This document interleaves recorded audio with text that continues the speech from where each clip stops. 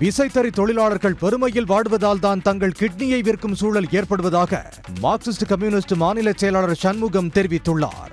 நாமக்கல் மாவட்டம் எலச்சிபாளையத்தில் நடைபெற்ற நிகழ்ச்சியில் கலந்து கொண்ட பின் செய்தியாளர்களிடம் பேசிய அவர், பக்கிங்காம் கால்வாயில் நீர்நிலை ஆக்கிரமிப்பு என கூறி குடிசையில் வாழும் ஏழைகளை அப்புறப்படுத்துவது கவலை தருகிறது என்றும், தமிழ்நாட்டு மக்களின் குடியிருப்பு உரிமையை பாதுகாக்க வேண்டியது அரசின் கடமை எனவும் சண்முகம் கூறினார்.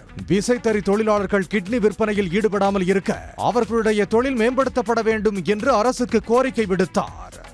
விசைத்தறி தொழிலை மேம்படுத்தவும் பாதுகாக்கவும், விசைத்தறி தொழிலை மட்டுமே நம்பி இருக்கக்கூடிய தொழிலாளர்களுக்கு ஆண்டு முழுவதும் வேலை கிடைப்பதற்கு, வருமானத்தை பெருக்குவதும் தான் இந்த கிட்னி விற்பனையை தடுப்பதற்கான ஒரே வழி. அதற்குரிய முறையில் அரசு நடவடிக்கை எடுக்க வேண்டும். கிட்னி விற்பனை மோசடியில் ஈடுபடக்கூடிய நபர்கள் யாராக இருந்தாலும், அதற்கு உடந்தையாக இருக்கக்கூடிய மருத்துவமனைகளாக இருந்தாலும் அவற்றின் மீது சட்டப்படி நடவடிக்கை எடுக்க வேண்டும் என்று மார்க்சிஸ்ட் கம்யூனிஸ்ட் கட்சியின் சார்பில் வற்புறுத்தி கேட்டுக்கிறேன்.